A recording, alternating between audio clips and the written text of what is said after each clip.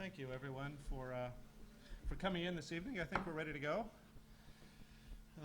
It's a pleasure to welcome you all for an evening discussion around architecture and books, and in particular for the launch of Almanac 2, a new publication that's the result of a 3-year research project in Dubai and the Gulf, which Ram and Todd Reisz, the editor, will present shortly. For those of you I haven't met, my name is Steele. I direct the AA school. To my left, Shumon, Basar, who's the head of AACP Cultural Projects here at the AA and involved with me in running the AA public program, which comes to a conclusion for the 2009-10 year after 200 or 300 visitors with tonight's event. And I was looking at my diary, and it's the second time in the last 3 or 4 years that our year has ended with a visit by Rem Koolhaas and some of his research and work at the office at OMA. The context for tonight's discussion is, in a way, an exhibition that's next door in the AA exhibition gallery, an exhibition titled OMA Book Machine, which is a 35-year retrospective of books and their production, which the office has been involved in really since its very beginning, when in the early 1970s the name of an office called the Office of Metropolitan Architecture was in a way announced on the front cover of a small booklet that's about 25 or 28 pages long, which was presented upstairs at a diploma committee for a thesis project here at the AA. And what we're doing with the exhibition next door is, in a way, offering a first ever survey to a public audience of a body of work that is quite remarkable in many ways, but in certainly one very unique form, which is, as an office, OMA has been throughout its life committed to and involved in the experimentation of architecture and the invention of a critical architectural project, you could say, through the reinvention of the architecture of books in different ways. And what the survey is showing next door are some of the examples of the way in which the office continues to this day, and with the example that will be launched this evening, experiments with the form of books and the way in which they transmit or at times discover and invent new forms of architectural knowledge. That's the sort of larger context, you could say, for tonight's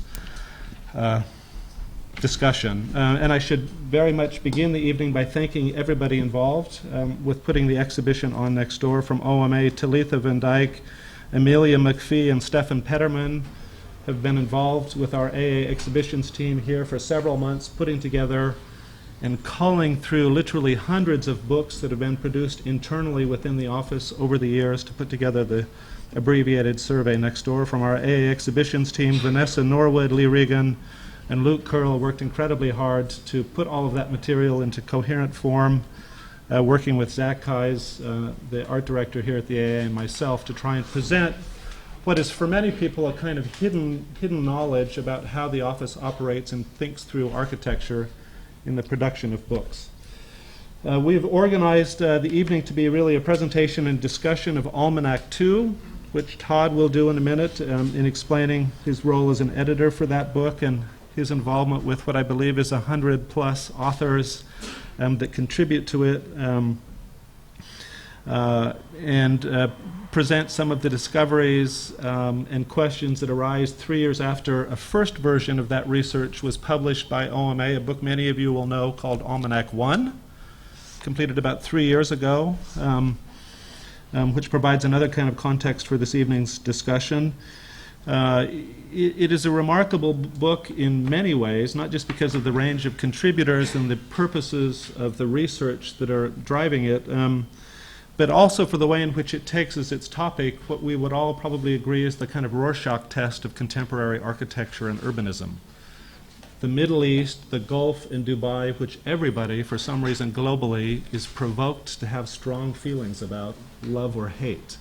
It is a kind of reality that architects seem to read their own identity through, and what the book is clearly trying to do in many ways is work past the sort of cliches of journalists' accounts to try and understand some of the underlying structures, power, energy, and otherwise, which explain this remarkable phenomena that's occurring in that part of the world. And before Todd introduces that, and I turn to Rem to introduce that project, what I've done is put together a few slides that will just briefly summarize this larger context of OMA and its books, which is one way to read the arrival of this text tonight. And what I want to do is to just make three sort of simple points about the way in which books operate within the culture of OMA.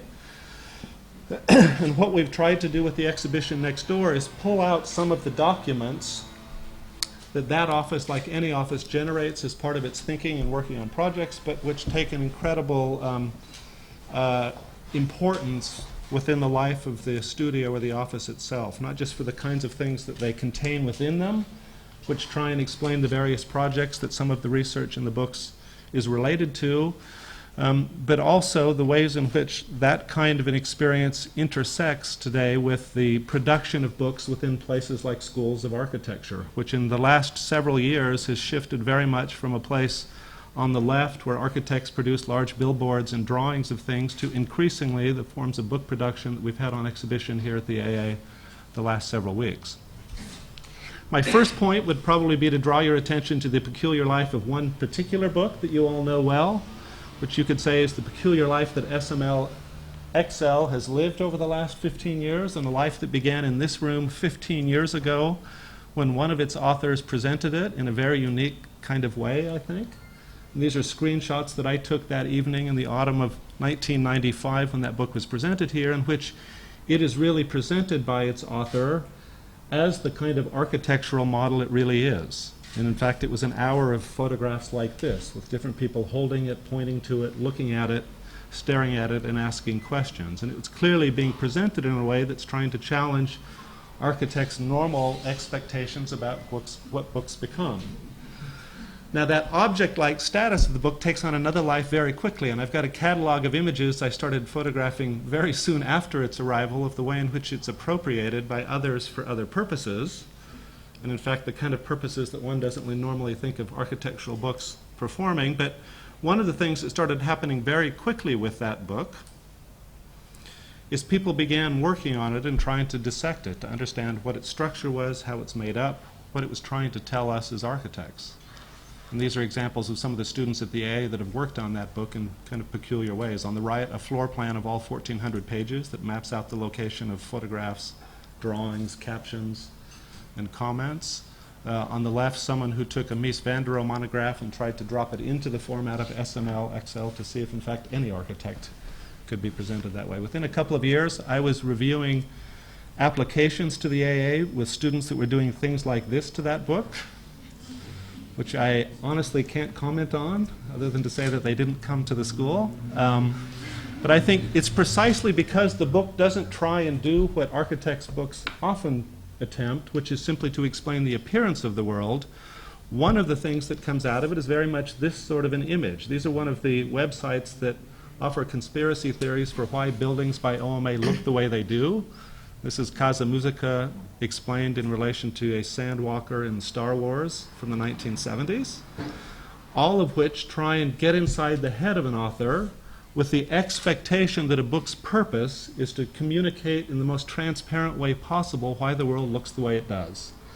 And the point I would make in this kind of an image is, in fact, that this is a book trying to do something very different, which is explain the world within which architects work, and to let the book serve that kind of a purpose, and to let that other kind of explanation lie in whatever level of criticism or interpretation people bring to it. Those sort of conspiracy theories aren't, in fact, far from the sort of images you can see within SML. If you look on the left, you'll see Rem Koolhaas's hand, left hand above Paris in the 1990s, talking across the page to Le Corbusier's right hand over Paris in the 1930s. In other words, it's a kind of medium that does structure relationships between architecture and across time. Maybe the first point I'd make.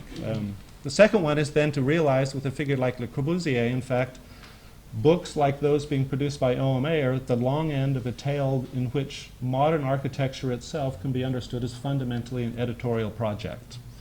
And that in fact it's no coincidence in this 20th century form of architecture that it's a kind of architecture invented first by editors before builders. If we remember Gropius, even Mies, who was reticent to talk or write about things in his editorial work at G Magazine, Gropius, Mies, Van Doesburg all edit the story of architecture and its reinvention in the 20th century before they build it. And one way to see the context of OMA's project is to look at it at the far right-hand side of a 20th century project in which architecture itself evolves through a unique 20th century project, which is, of course, the project of printed publications and their industrialization in the 20th century. And some of the analyses that students here have done of that, the relationships, the family trees that are entwined in that, show that, in fact, those projects literally talk across one another in the most first-hand sense, when contributors of one end up eventually working on others. The masters of that form are, of course, people like this. An editor named Le Corbusier, whose name sticks to him so well that he adopts it as his own name as an architect. It's one of 14 pen names that he used while editing this journal in the teens and early 20s. By the 1960s, architectural media, magazines, and books literally becomes the site that architects like Superstudio and others take to be their own. So they appropriate the imagery of magazines and books and literally work on those images to project their own kinds of architecture at a moment that really sets up the early work and the discoveries of OMA. And all of that's the kind of deeper 20th century prehistory, you could say, to these kind of sensibilities found in OMA books today, which attempt to try and map and describe cities in ways that first exist within book spaces that then eventually find themselves as architectural spaces. And all of that is really a reminder that this is in fact what architectural culture is. Strangely, as a discipline, it finds itself and it discovers itself 2,000 years ago when a young Roman architect publishes 10 books of architecture. And in fact, the knowledge we take to be architecture is first codified within books. The last point is really then to ask the obvious question, and part of what we're going to try and do with this discussion is to think through then what happens to books in an age in which information and not literary or other cultures seem to be driving our understanding of how the world operates. What happens when this becomes the dominant mode of reading? And when the reality we all face, which is that the majority of all reading today by far is not only done by machines, but written by machines like the ones that Google operate, that operate the search engines that tell us what something like Tiananmen Square looks like, which if you Google Tiananmen Square in Hong Kong looks like this, and when you Google it in Beijing looks like this. And of course is precisely the difference that explains why Google has been asked to leave the country recently. I think the last point I wanted to make was really just that as we contemplate then the idea of books in their new forms, and it's something that we at A Publications are already working on, in conversation like any other publisher with Apple and other companies that want to take the book into a new form, that really that's again a century-long project that even schools like the AA, you could say, were founded to do first. We were first a book publisher before a school. Those kind of 19th century documents which the AA are publishing are the first attempts by the association to in effect build the audiences that became the audiences for modern architecture or architectural education. And one of the questions then, as that culture evolves into the form that it is now, kind of increasingly smaller and distributed, is what happens then to the challenge of bookmaking when it's conceived really as a form of information. This is one of the sketches that we found that within the OMA archive in the last year, which is one of the first sketches done by OMA in the late 1980s, 6 or 7 years before the book itself is published. And clearly there was an intuition that the book is becoming a piece of information. And one of the points that the office was emphasizing with us as we put together the show is that in fact it's now a record of an office that operates not with a single voice in the traditional model of an author, but a collaborative model, and these are two of OMA's collaborators several years ago, putting on a Halloween mask, in which that authorship is no longer the single individual, which it might have been at this stage. If you can see in the lower right corner, Rem presenting here in 1976, the research that would become a chapter of Delirious New York, but in fact a world that operates much more like this, which you could say becomes a kind of model for the collaborative networks that are literally shaping the editorial strategy of something like Almanac 2. As books become more and more pieces of information, you could say they start to suffer the same problem of any other information. These are examples of pirated books that were presented to me in Beijing. When some Chinese producers found out we were doing a book show of OMA, the first thing they wanted to do was to make sure that they included their copies in the exhibition. And if you look on the right-hand side of the big wall in there, you will see, and the upper left is a comparison of how good the copy apparently is compared to its original. And the sort of reality that you could say OMA documents in some of its own books. And this is one of the Prada books showing the pirated Prada products for sale in an Italian city is in fact much closer to architectural culture than we might imagine already. And one of the books that you'll see next door is this wonderful and kind of delirious version of SML XL, prepared by a professor in Iran who appropriated the book, scanned and reorganized it, and in fact decided to insert projects that weren't there, so that his version of SML includes CCTV several years later, or the original graphics on the left are edited for censorship or pornography or any other kind of reason that you might have given. Now, the point to make about that is that as alien as that might seem to an original author, like OMA, if you look back at the beginning chapters of something like SML itself, what you find is the very first project within that book that the office chooses, its first small project, is in fact from the early 1980s, their Triennale installation in Milan, in which they were desperate to find a version of Mies to include, but were unfortunately given a curved space and had to adapt the thing to fit in. The act of appropriation was already, and you could argue, a part of architectural culture deeply before pirate book publishers in Beijing take that on board in a much more straightforward sense. And I just want to close with this last image, which is at the other end of the spectrum of tonight's book. This is the 1972 edition, and this is the book itself. For those of you that haven't seen it, and for all of the students in the room that are about to submit their portfolios for assessment upstairs, a portfolio of great bravery, which is slightly smaller than the average history and theory submission in this school right now, but which in fact founds the idea of an architectural project that is first and foremost an act of communication, which is, I think, one way I would try and shape tonight's discussion, to try and think through the way in which that kind of activity, and even in what you could call an incredibly old-fashioned media form like the book, is in fact privileging above all the idea that architectural knowledge is an act of communication, which is, I think, one way to situate the book that Rem and Todd will present tonight. So I'm going to stop with that, and I'm going to hand over to Rem to say a few things about the book, and then he'll pass on to Todd to talk about the editorial work. Thank you very much. Can you do this? Yeah. I think I want to say a number of reasonably simple things, and then later we can maybe talk about some of the suggestions that Brett made. First of all, we are part of a collective that supports a magazine, and it is called Volume. And basically what happened is that a couple of years ago, the magazine Archis, simply because it was quite an ambitious magazine and talked about ideology and was not necessarily any more about architecture, was in danger of going under. And Columbia University, the School of Architecture, and ourselves, the thinking part of the office, AMO, decided to collaborate with them to keep it alive.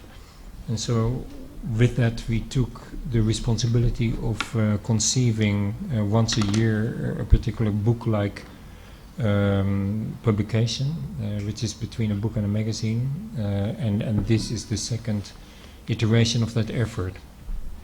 For me, it was very interesting to work on Almanac, particularly because, as I noticed to my own surprise, when I first came to work in the Arab world, which was about 5 years ago, that it felt very familiar and even quite emotional, simply because it was a return to an experience I had as a child when I lived from the age of 8 to 12 in Indonesia. And so that it was about living under Islam. And that was really the main incentive for me to expand on that experience in Dubai, and simply to try to document what Islam in its kind of current moment has to offer in a situation of Dubai, which is, of course, an Islamic metropolis in the beginning of the 21st century. Like many efforts, they start with ignorance and are efforts to undo ignorance. And in this case, the moment we started the effort, we discovered that Dubai actually had a history, and that kind of somehow that fact was quite surprising, because it seemed also in all the publications and all the ways in which it had been discussed, a moment, but not a history. And what we discovered is that history accelerated in the early years of the 70s, and that it therefore coincided with what we call the oil crisis, and which obviously in the Arab world was the beginning of modernization.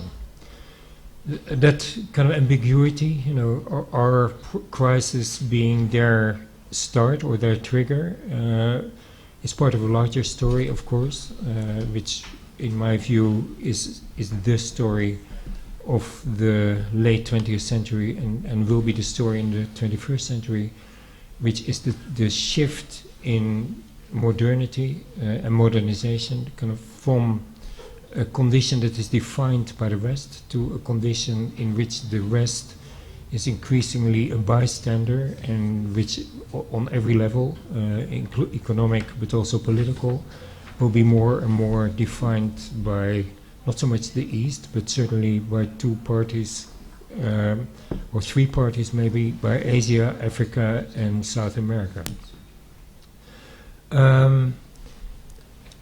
Working on the Almanac first, part of our incentive was an irritation with the kind of typical critical apparatus that had been kind of projected on Dubai, and I would say particularly the leftist position, where somebody like Mike Davis talked about Dubai as in his book Evil Paradise, and where also the slogan Dubai Albert Speer meets Walt Disney was perhaps, you know, representative of the current Western intelligence or the critical apparatus that we have currently at our disposal to discuss a thing like Dubai.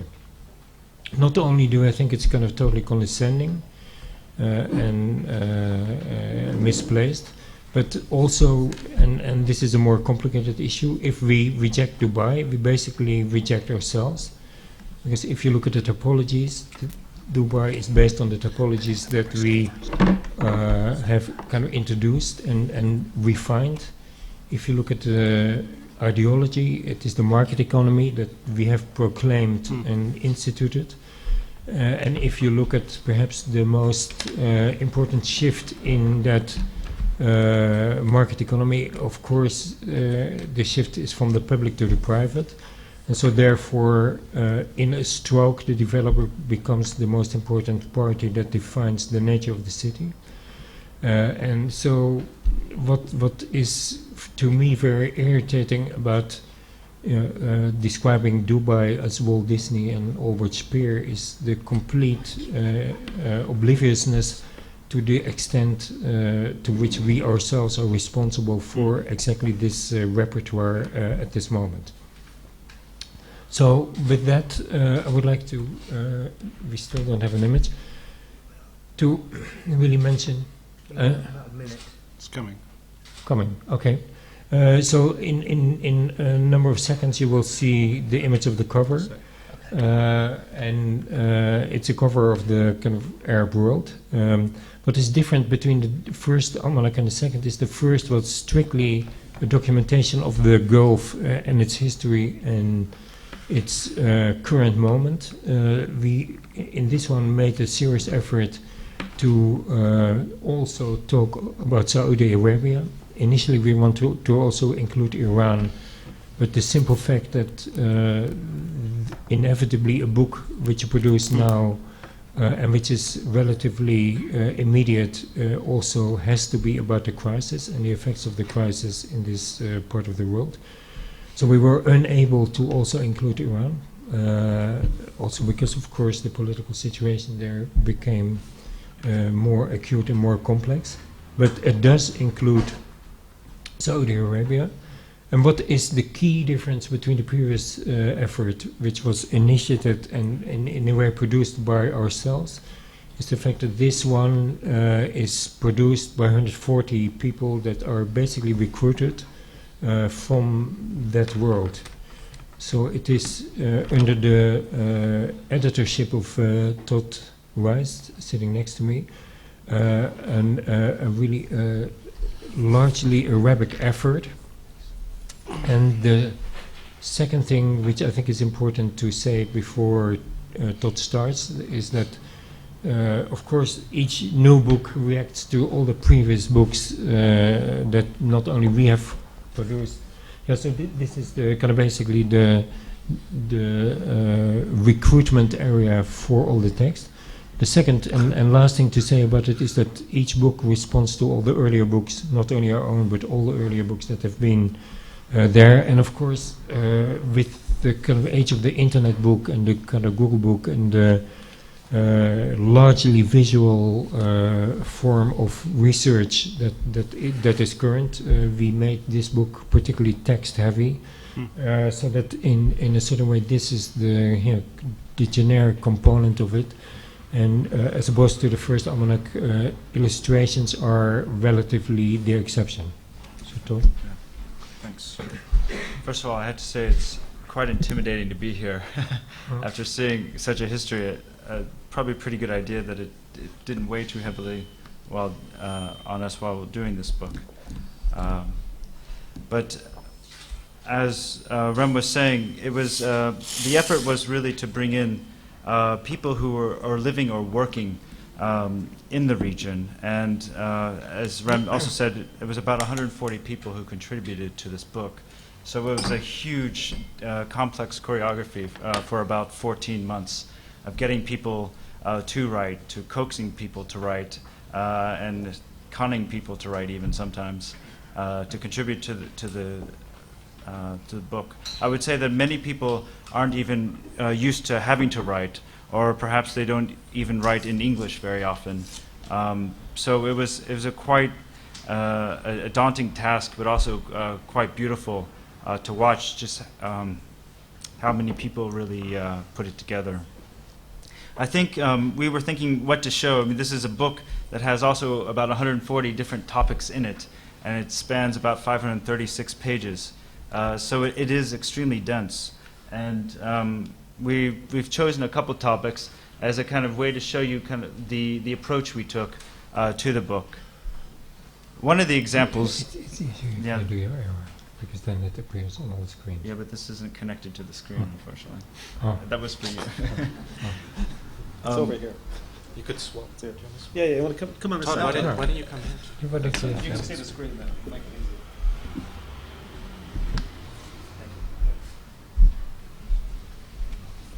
I think one of the topics that was most intriguing to us was the notion of remittances. Essentially, how much money was going back to different countries from people being employed in the Gulf. And there are a handful of countries that are principally the ones that, let's say, the usual newspaper or magazine media will address. And what we quickly found is, even while trying to find as many experts as we could, whether they were based in kind of international organizations like the World Bank, or working locally, let's say in India, the numbers aren't there for you to have. These are all estimates derived from various sources. And it became for us a kind of a task. You know, this is one of the ideas, of course, that often plagues Dubai's development, but also other cities in the Gulf. Essentially, the idea of how much money are people actually being able to earn living in the Gulf. And so we took one small portion of India, the southern India, a province called Kerala.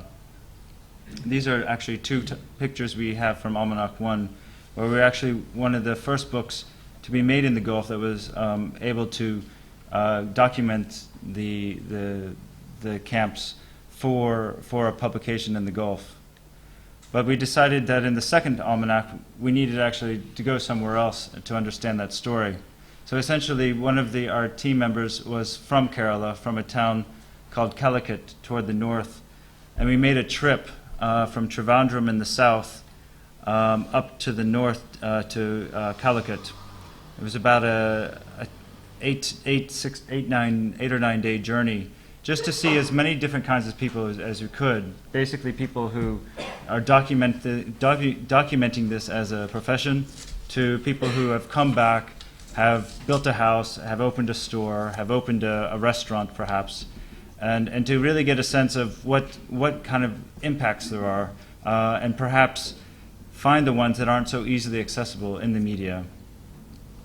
Unfortunately, you can't read this diagram at all, but this is a small village north of Calicut, just the houses along a main road, and each black box represents a story of a family that's working in the Gulf. So basically, this entire city is employed in the Gulf. And you can find houses that look like this one, owned by a doctor living in Dubai, to houses looking like this from a man who spent 30 years working at a military base in Abu Dhabi and comes home to build his house. And there's just kind of hundreds of houses, thousands of houses, one after the other, through Kerala, through the biggest cities, through the mountains, of just stories of sad stories, happy stories, but nevertheless true effects of this relationship. And then we tried to, in the book, document some of these stories of people. A psychiatrist who's worked with these people coming back or who haven't been able to come back, restaurant owners and the like. So that was one aspect of kind of the trying to measure things that are immeasurable and measuring them through stories and through talking to people and finding that you might get some information, but still things remain mysterious. I think one of the other ideas that we were very interested in covering was the kind of approaching of a normal condition in these cities. And one of those things that happened this year was the opening of the metro system in Dubai, which is an extremely social, powerfully social moment for the city, a kind of rediscovery of a certain kind of public space.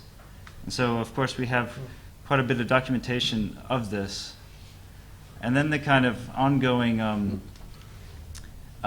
strange mixes of different cultures. This is a really strange picture from a powerboat race in Abu Dhabi that, unfortunately, you'll have to buy the book to get a better image here. So this is only a teaser, but basically you could spend hours looking at this picture. Because the color is considerably darker than the original. And kind of the general, this is actually a daytime scene, not a nighttime scene. The lights even came on for this picture. But the kind of general notions of there being no public space in these cities. This is a huge park in Riyadh, which is probably one of the densest parks I've ever seen in my life in terms of people. We also came across a woman who claims to be the only female psychotherapist in Saudi Arabia who's also a photographer. And not only is she a photographer, she was the first able to actually be permitted to take pictures of public life in a train that takes you from Riyadh to Dammam. And these are the first legal pictures actually ever to be produced from this strange space where sexes are able to inhabit the same spaces openly, and then of course different types of life come together. We also met a TV star in Jeddah who has his own TV show as a kind of way to find these strange moments of, well, strange to us of course, but just trying to understand how different people react with their own cities. And I think this man is one of the most daring people we found in Saudi Arabia, who's able to, through his popularity, really test certain conditions in Jeddah, and in ways that I personally find very surprising. And I think he actually represents for me these kinds of people who we were very excited to find and to bring to kind of, let's say, a very different audience than who they have now. I'd leave it there. Shumon? Oh, okay. So, sudden end. Thank you, Todd.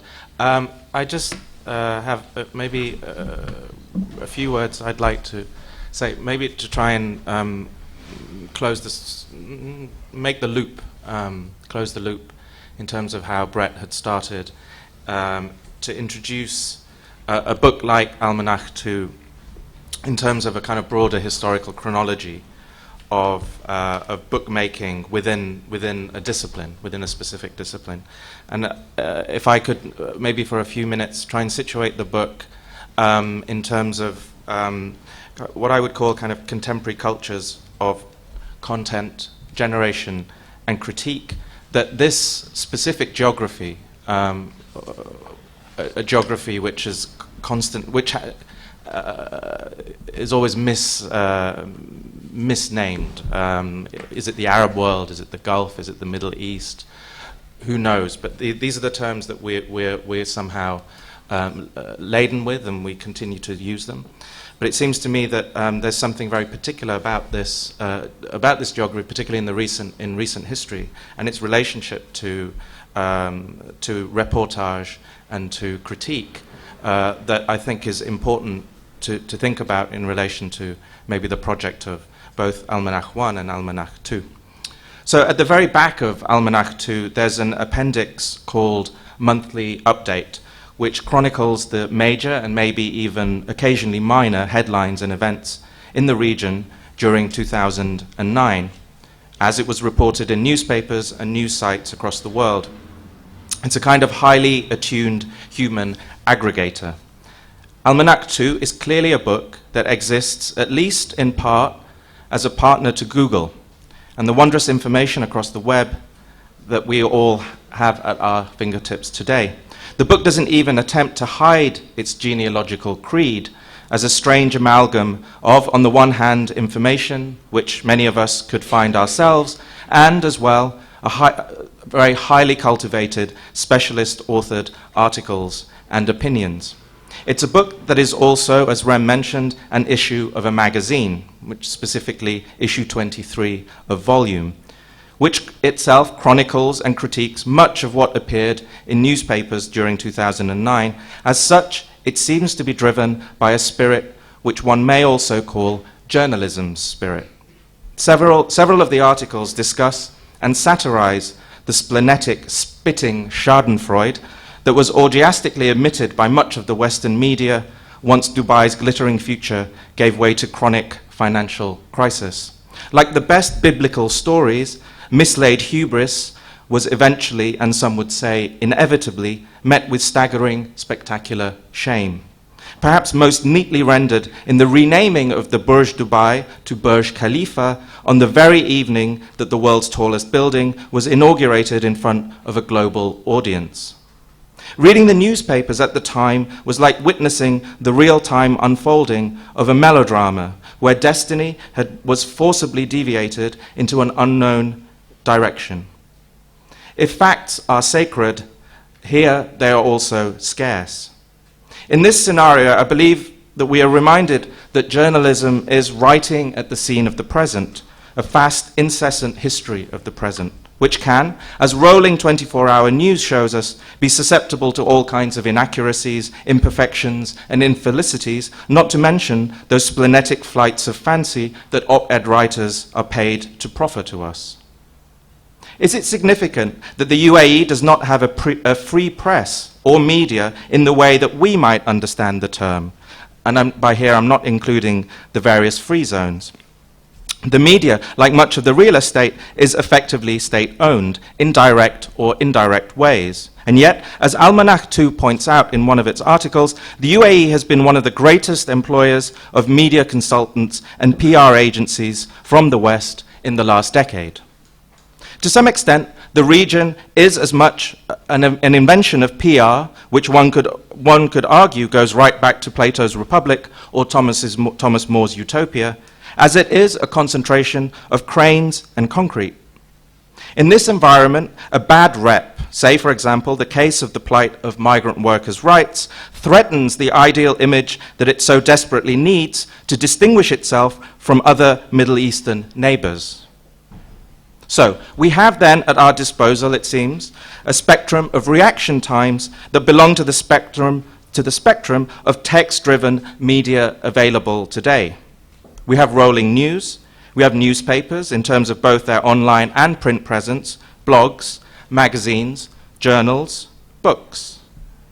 It's been said that the developments in the Gulf have shown us that while cultural hardware can be fast, take for example that the Abu Dhabi Guggenheim and the new Louvre are scheduled to open in just 3 years' time, software or content is relatively slow.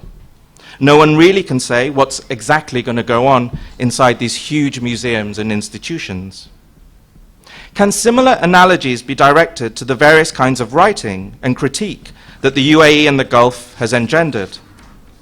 In the editorial of AMO's content, which you see next door, and I think Brett mentioned, it says in its editorial, quote, that its content was not timeless. It is almost out of date already, end quote. This may well be one of the defining characteristics of our time. Everything is out of date, redundant, eclipsed, almost before it enters into the world, even the future. So perhaps my first questions to both Todd and Rem to get this going would be, what then is the impulse and legitimacy of making an anthology book like Almanac 2 today? We have learnt who it's by, but I'm wondering, who is it for? Why is it a book, or is it even a book? And does it matter what it is, or only when it is? I'd like to kind of say something about that, because although I shared your doubt, I was kind of really completely surprised by the kind of response, not so much here, but in the, for want of a better name, the Arab world. Because I think that if you can doubt what it is for here, there is no doubt for whom it is there. Because I've never seen a kind of book received with a kind of alacrity, eagerness, and kind of sense of accomplishment even that it represented there. So I think one very blatant way thing it does, it's to give a voice to people who so far have not had any voices. It's also distributed there as a kind of first. The first one was not sold there, but this second one is, even in Saudi Arabia. So for that reason, on that level, it is a very clear-cut accomplishment, which is relatively radical compared to how we might look at it in a kind of blasé way, just another out of date when it's done book. I would agree with that. I think there's also something that we're playing with in the title Almanac, which we've explained.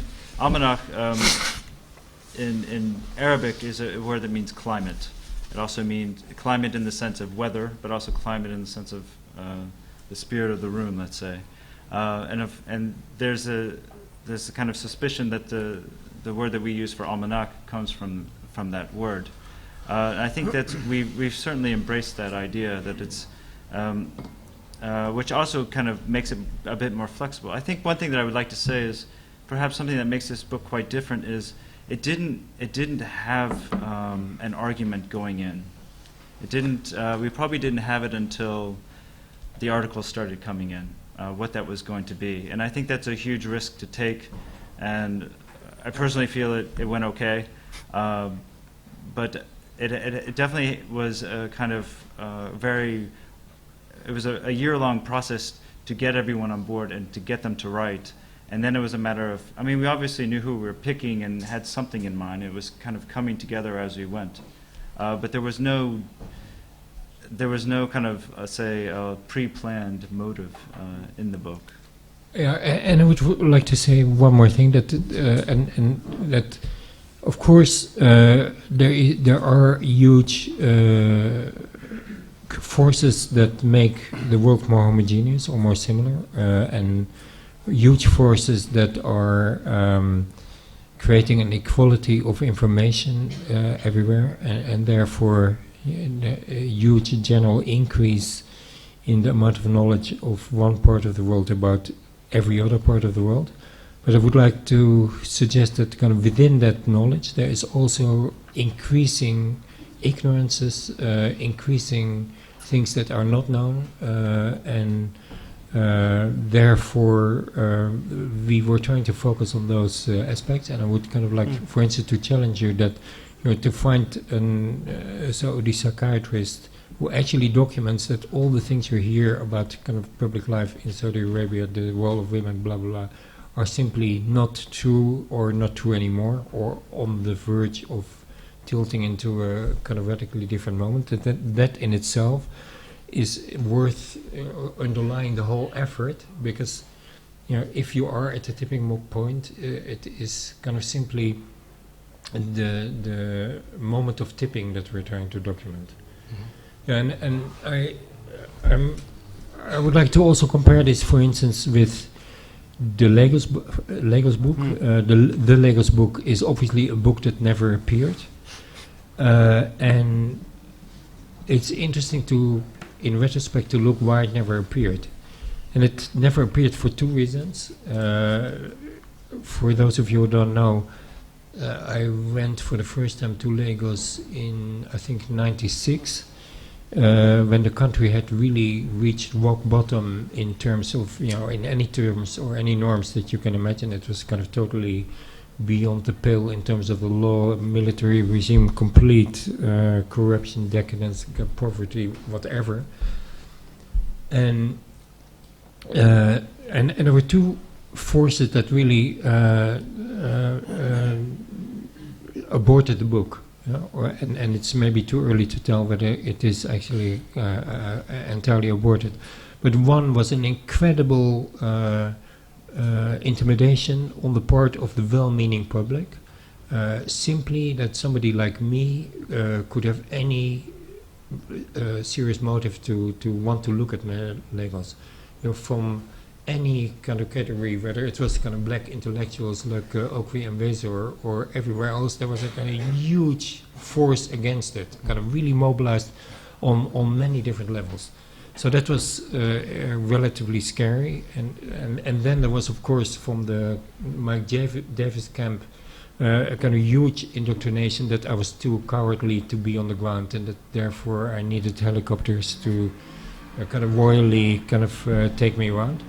And so the tragedy of that point was that actually to miss that point, which would have been the most interesting point to actually do a book, even if it was kind of redundant the next month, was really very evident, particularly in retrospect. So I think it's too impossible to tell for us now which book will turn out to be redundant, which book will turn out to be completely dated, which book will be superfluous, and that kind of some of it is kind of simply in terms of doing it that will enable you to see whether it turns out to be valid almost in retrospect.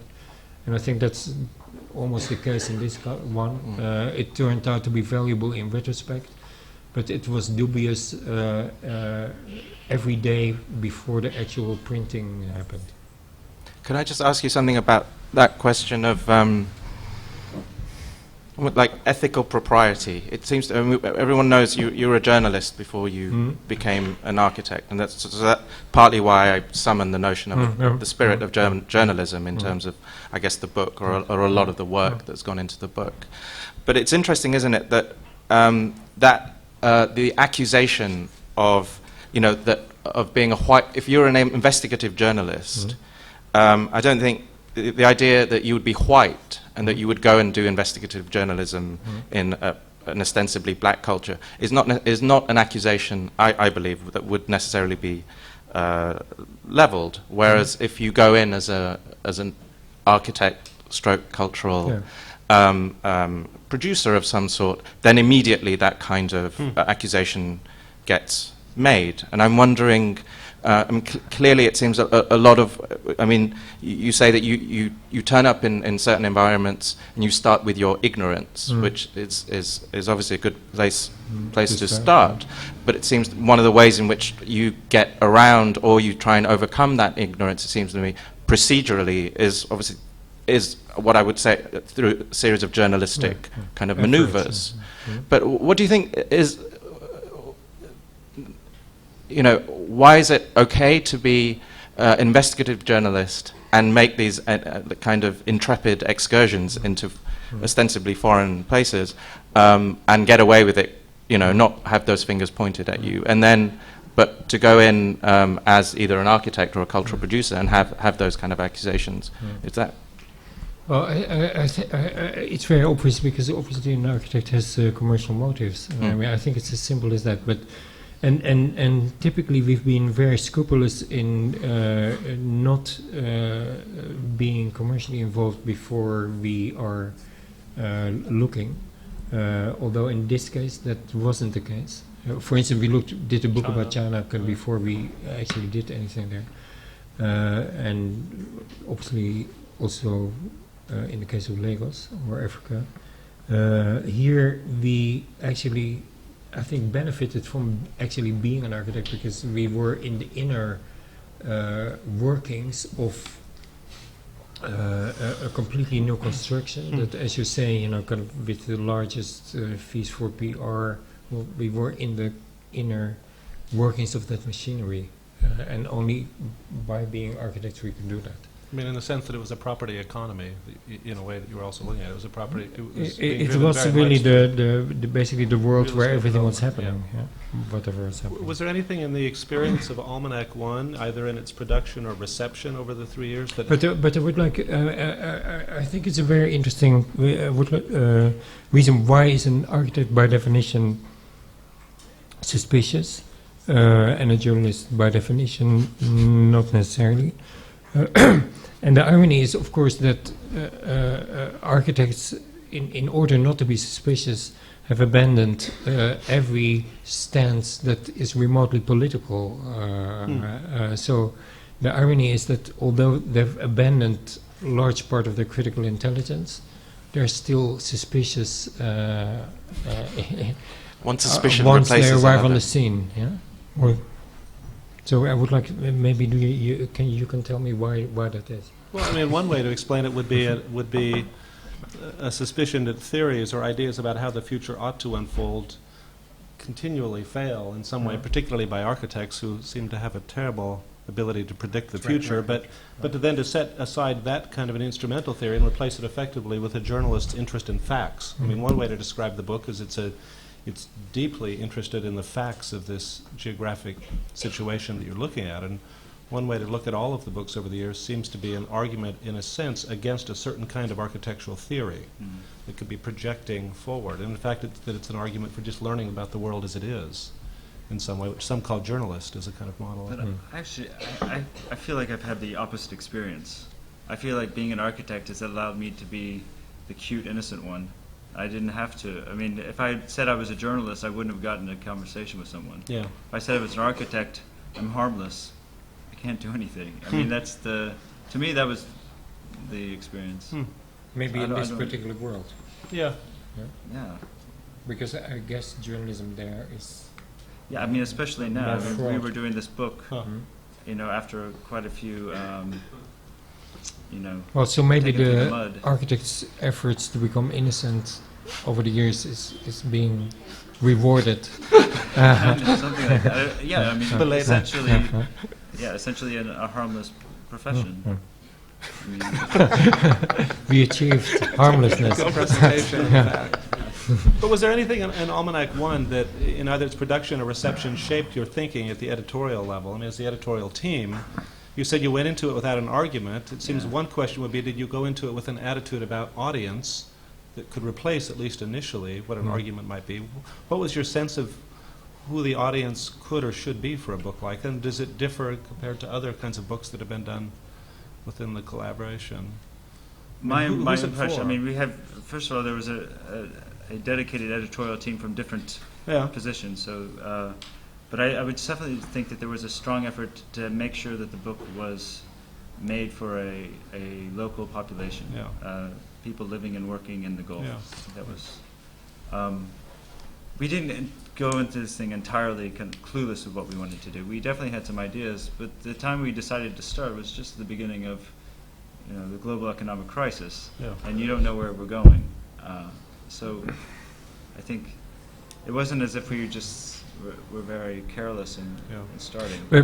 But I think there is in general kind of really interesting way in which you can read our entire bookmaking effort as a complete failure, in the sense that basically one important reason to publish books is, of course, to escape from the world of architecture. Yeah. And I think that no matter how non-architecture or language is, and no matter how journalistic the motivation is, I still do not think that we've actually escaped the world of architecture. That is actually a kind of really Upsetting? yeah, it's quite upsetting, kind of in a certain way. We now have a literary agent who is trying to, who is in this room and who is now trying to guide our steps away, kind of really out of it. And of course we have made excursions, incursions in the other world, but still, and particularly with SMLXL, it has at least given us a kind of legitimacy to address other issues. But still, I really feel that this kind of transition has been largely unsuccessful. Yeah. I mean, certainly the problem with my introduction would be that in a way the book operation is in fact making the project architectural because of its interest in book and print culture in a way, the most architectural part of it.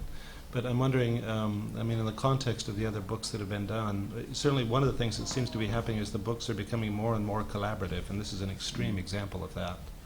Right, I mean, the idea that even authorship itself is dispersed as a kind of field, but a trait that does seem very consistent with 30 years of thinking about books by OMA is strangely, and I haven't thought of it before this evening, that it's deeply geographic in its obsession. That the world is to be understood first and foremost geographically. We're in the Mideast now, as you said, Rem. You were working on China. In fact, before OMA goes to China, you are interested in understanding the condition of it, and if you think of it, I mean, the larger project is in a way a claim for what many have argued before is the most traditional aspect of architecture, which is geography and place. And in fact, that there might be even culture within that in a globalized economy. And it's not stated as an overt claim, but it's an interesting consequence of how you've chosen to work, not just on this project or Almanac 1, but on the various projects over the years. And if you were to catalog the books next door, and we were playing a game before starting this evening of trying to figure out how they should be sorted, one consistent interest that runs deeply through them is the idea that geography is an incredibly important way to understand the world. Well, I think that whether we want to or not, whatever we do documents globalization at the moment of acute globalization. So I think that accounts for it, but I think there's also a serious effort to go beyond this kind of anecdotal kind of reportage condition, and I think that, for instance, the investigation of shopping and the investigation of kind of technical dimensions of the profession are contradicting that, and also I would say that for me personally, the beauty of the book is, of course, that it's the one area where potentially I could be entirely myself and entirely alone, and I'm increasingly experimenting with that too, as a refuge of collectivity, from collectivity, and there is a kind of small series of publications so far only in Italian, where that part of it is also, let's say, my personal reserve. Solitude is still a possibility. Oh yeah, or still a necessity. The Corella material is incredible for trying to show the region, in fact, by relationship to its various connected. And I think that's one of the things that attracts us most about the region is this interconnectivity. It doesn't exist without those connections. Yeah, and of course, as a counter model, also, if you see how much incredible difficulty we have to coexist with other people, then this coexistence based on other people is really very interesting as a model. Is it a trilogy waiting to happen? We don't know. I mean, it may depends. Todd, it's 536 pages long with 140 contributors or so. Has it been edited? What did you say no to? How big could it have been if you'd said yes to everything? It had to fit into a mailbox. That was the parameter there, because it's delivered as a volume magazine edition, so it had to be able to fit into mailboxes. That's kind of a physical, thank you, a thing that went into it. There were lots of. It's a tough question. I wish I could go back and remember kind of all. I mean, I think it's a little bit of kind of what was coming in and really putting it together. I mean, it really was a choreography. So making sure you didn't have too much of a certain. I mean, there became geographical. Making sure that we had Kuwait represented. It's very easy to document Dubai, but places like Jeddah, it's very hard to get in and know the right people. So you try to put more effort to bring that up. So geography did play a role there. But I would say there. So this is of course the interesting thing of something that is at the same time a unique effort, but also part of a larger stream. Of course, I cannot look at your kind of introduction or first model of the big book and not cringe with the awareness of how much basically garbage books it has launched. Yeah. Yeah.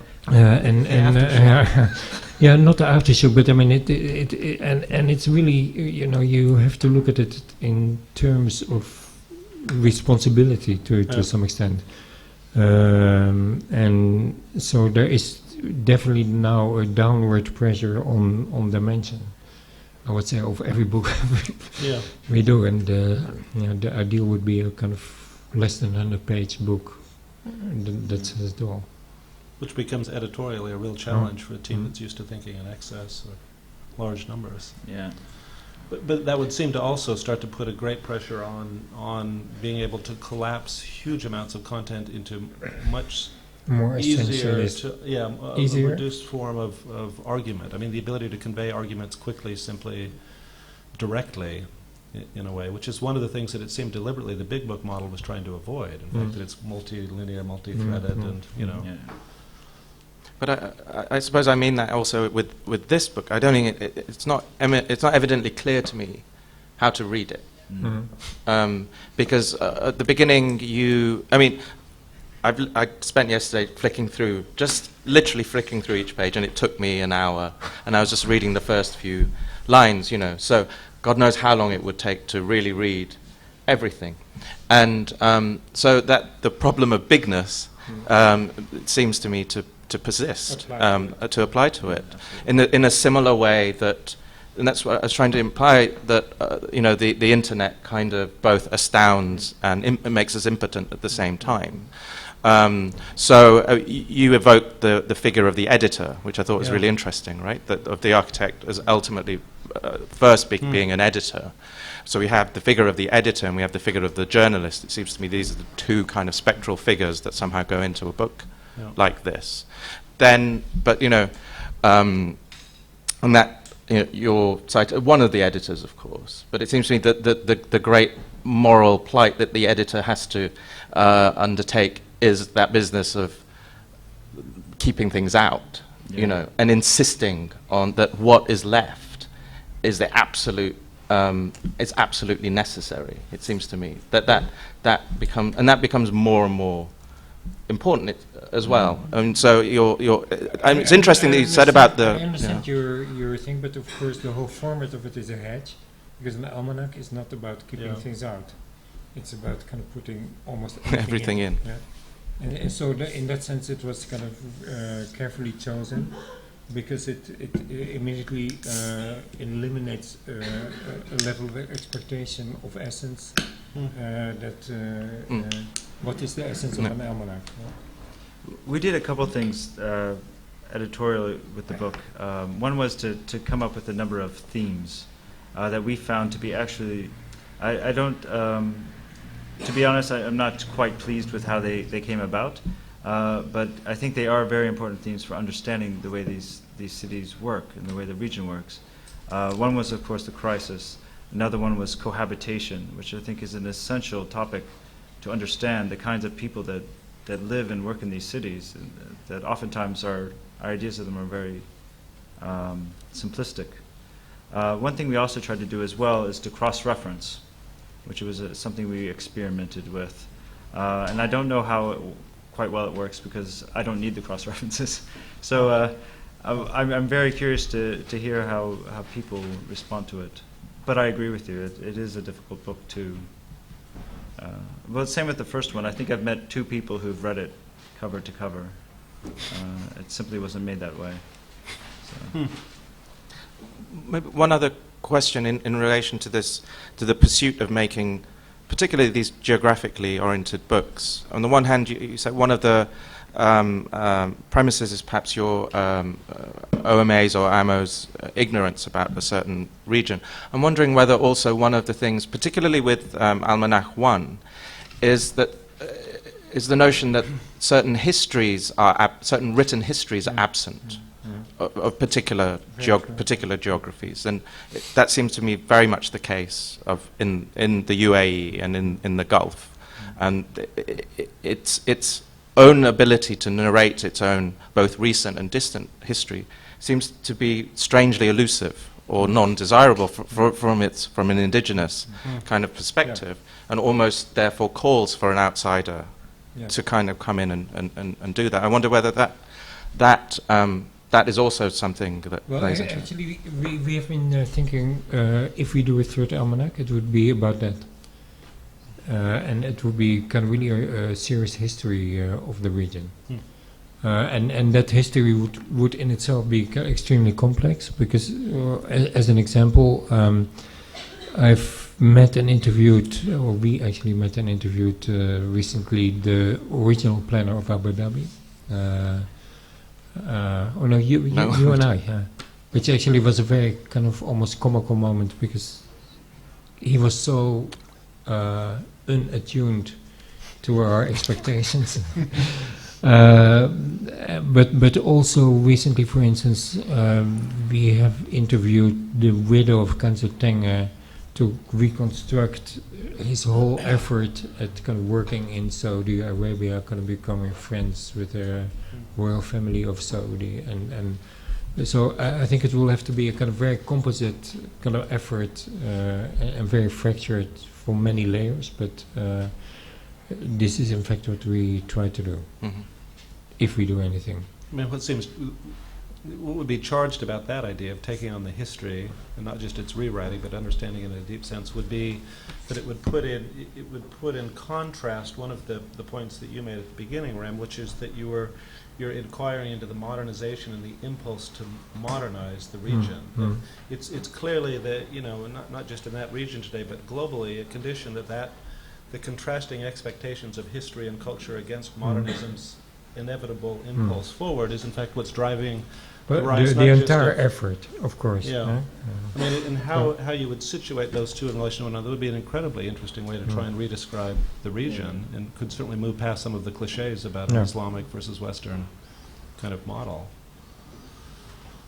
I mean, one of the peculiarities of the rise of something like investigative journalism in the West, let's say from the 70s on, and that mediated space that it emerges out of, is of course the simultaneous rise of fundamentalism, which no one 30 years ago could have possibly projected as one of the inevitabilities of a certain. But do you think the two are projection. connected? Absolutely. Yeah, I think they're deeply connected to globalization.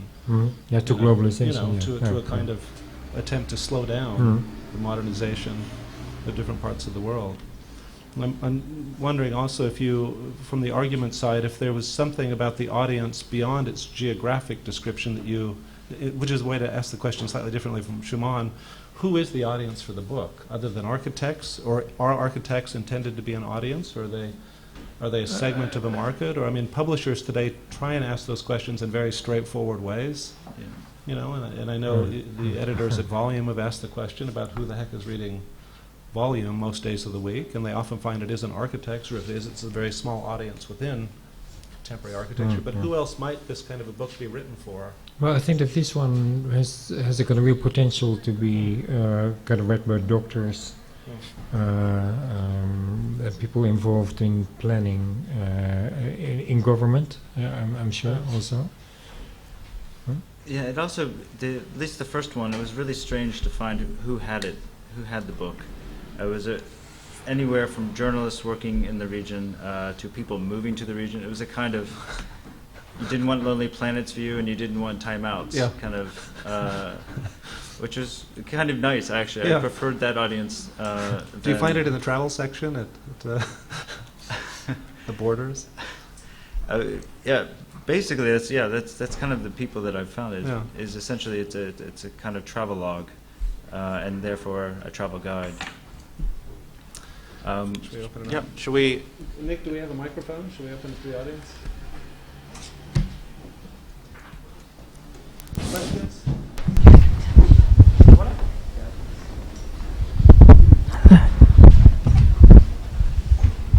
Questions?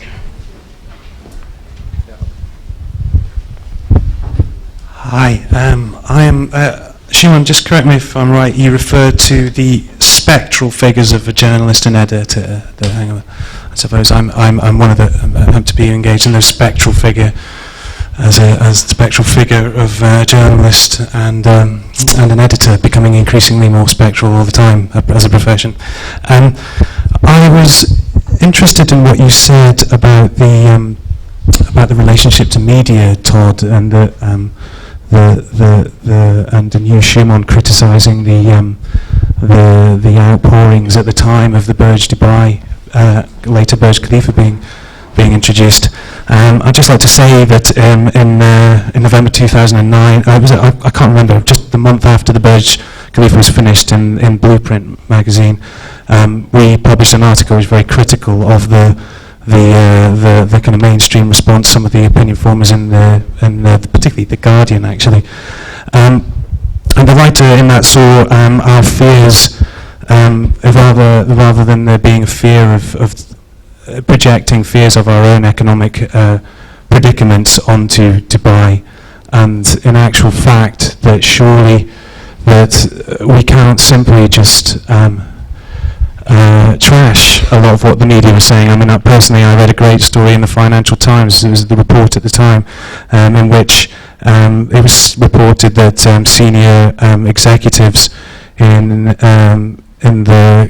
the Middle East were sending around images of the Khalifa replacing the single finger in a kind of defiant gesture towards the West. I'm wondering, I would just like to say that in journalism, cuteness and innocence can only get you so far. So it's kind of, these individuals that are going out there reporting all the time are doing a great job. So in many ways, to what degree am I going to get something from this book that I couldn't get in the pages of the foreign section of the Financial Times, The Economist? What do you offer that a really good journalist hasn't yet done?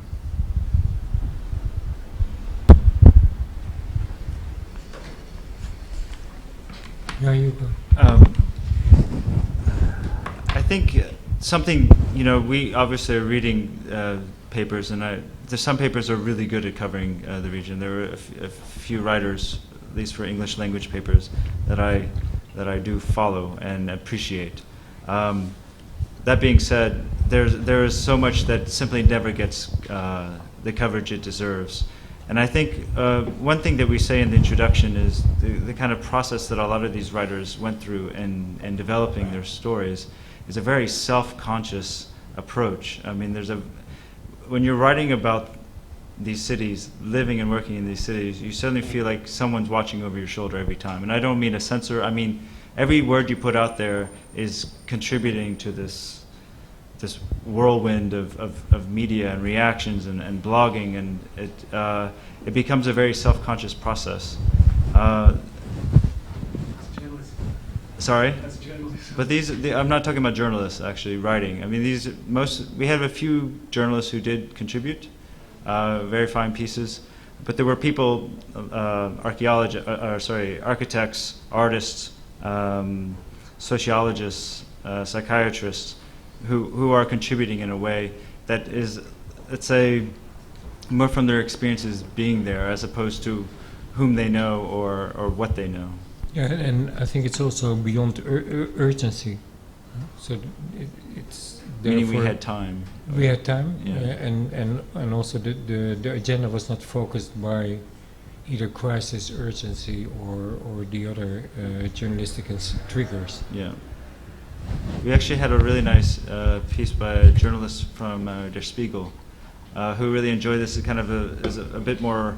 He felt that it was more playful, that he could be kind of more architectural in his approach, and it's an enjoyable piece. So he went to Mecca. Yeah. He went to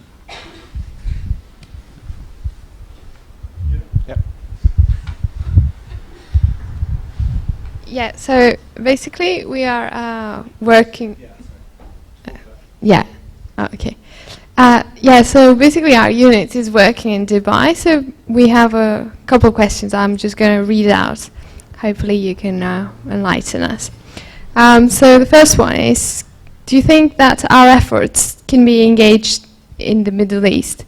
Okay, sorry. So can your or our efforts to be engaged within the Middle East be seen as highly subversive, since we are working in Arab countries with the aim of making them a progressive force playing in the global post-9/11 scenario?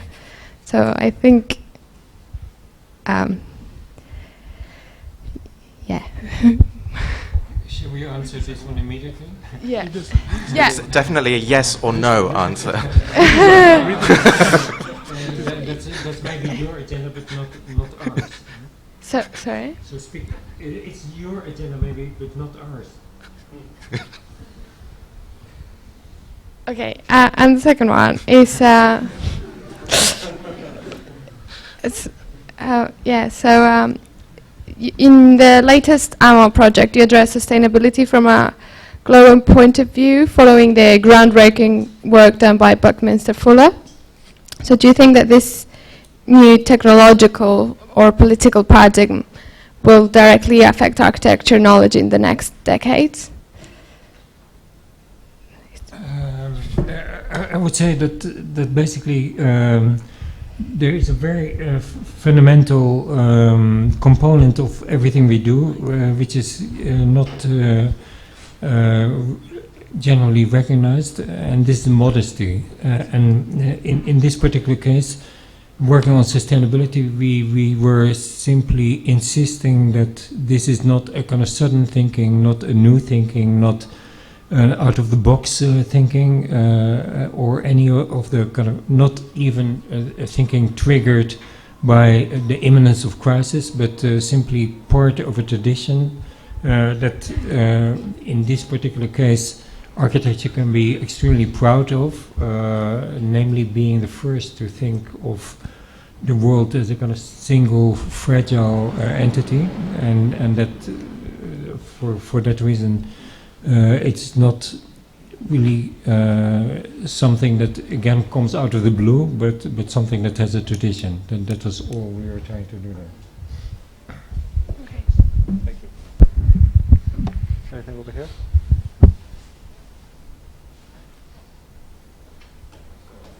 Yep.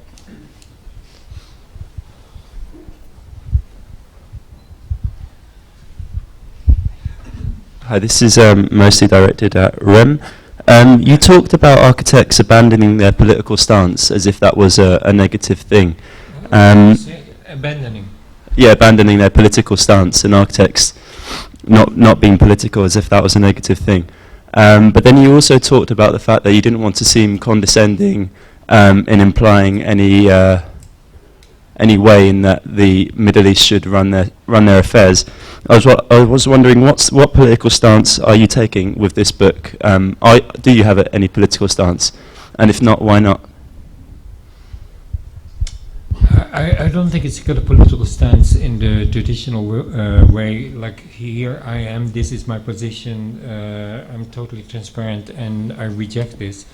I think it's more a stance of engagement with something which is complex and that has many contradictions, and a kind of obstinacy in spite of all the moral qualms you could have about it, to remain engaged with it and to be interested in, through this engagement, helping to shape it.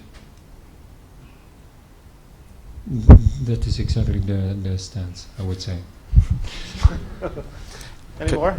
Could Any I just? questions? I just want to maybe piggyback on that in terms of, I think anyone who's tried to produce a book in the region has certainly when we at Bidun did our first book, I think certainly for myself and Marcus as co-editors, was the first time we had to deal with content management, aka censorship, depending. You can choose your own. You can choose your own term.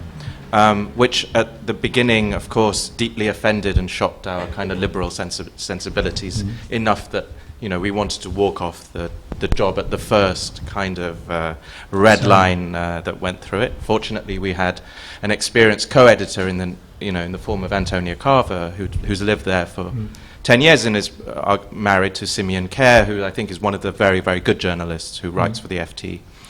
And I think Antonia actually, educated us in actually making us understand that things weren't really as black and white as we may have kind of fantasized they were to some extent. But nevertheless, there were still, we still could not have Eyal Weizman, and it was a pro-Palestinian Israeli, appear in the book, which remains, I think, to disappoint and disturb us that remains the case. I'm wondering, it's a book, your Almanac 2 is a book that's paid for, sponsored by the Abu Dhabi Urban Planning Council. Was there any kind of cultivation, let's say, in terms of what you're able to say and you're not able to say? Or given that you've already been working in the region for a number of years, was that something that you'd already kind of auto-absorbed in terms of the process? I think it's certainly more the latter than the former. I would also say that, at least from my experience, we were also doing Almanac at the same time as you. I think that's our experience at that moment was more about self-censorship, not yourself or myself, but someone else's self. Before it actually, there's a certain censorship that happens before it gets to anyone official. And I think that's probably where most of that process happens. Did we have anything that a governmental official took out?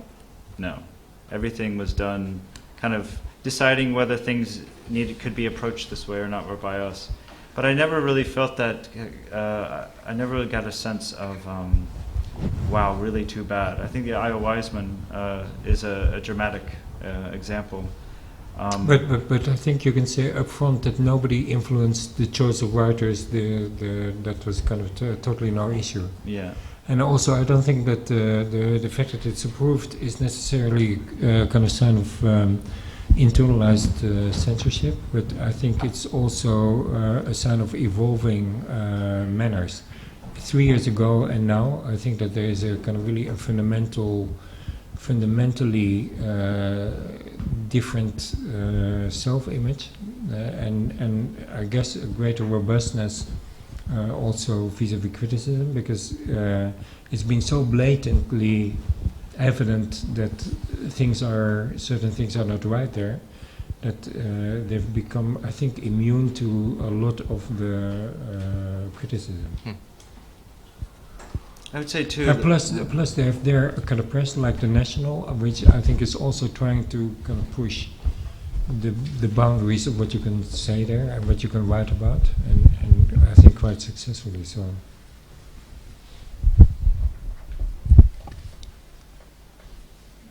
One more question in the back here, then we'll do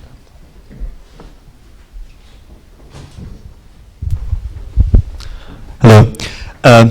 Just wanted to ask, would the series of publication Almanach, would it be, can it be classified as some sort of neo-Orientalist publication? In a sense, there was something interesting that was said about modernity being initiated by the West and now the West is a bystander. So I'm trying to think, for example, in the context of, let's say, 18th century European Orientalists studying the East, it was more about understanding or reshaping the identity of the West. So it's basically, is this publication about the East, or is it also about the West in an indirect way? Understanding the identity of the West, what the West is these days in the context of Abu Dhabi or the Middle East. I think that's actually a very good point. For instance, our sponsor is largely staffed with Canadian leaders, and I think you can really say that certain Western cities and not even European cities, but American cities like Vancouver, or Australian cities like Adelaide or even Perth have been become models, not necessarily I think for the local inhabitants, but certainly models according to which their evolution is increasingly evolving. And so in that sense, just as this enormous apparatus of the foreign consultant that is there, and this is also something I said, detesting this world is detesting ourselves. It's kind of really about ourselves also in a kind of very significant part. Of course, we are highly critical of that dimension, and also highly critical of the kind of ingenuity with which the West finds constantly new models of manipulation, you could say, in terms of conveying its messages, particularly this word with inquiry. Inquisitive inquiry. Yeah? No. If you remember the word, I'll describe what it is. We recently attended some really interesting brainstorm sessions, or if not brainwash sessions, where the same consultants who kind of previously kind of insisted on the absolute objectivity of their method and content. Appreciative inquiry. Had launched a new terminology, appreciative inquiry, where they generated room for emotion, and therefore were no longer standing on their pedestal of objectivity and going more with the flow, to enable the Arab voice to become more prominent, or at least more real, presumably.